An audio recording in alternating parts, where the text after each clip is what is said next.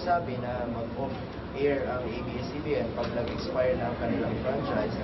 The NTC, DOJ, House of Representatives, and even the Senate President said that the provisional authority to air can be granted while the franchise bill is pending in Congress.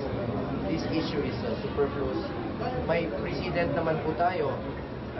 May legal basis kung sakaling magpatuloy ang operasyon ng isang network when the renewal of the franchise is pending. Nangyari na po ito nung sa CDCB noong 2017 at I think 2019 na po ito sa aking pagkaalala ay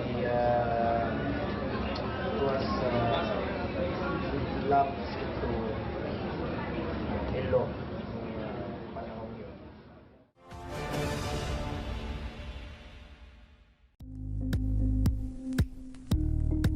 Thank you for watching Politico TV. Please like and subscribe to our channel for more videos.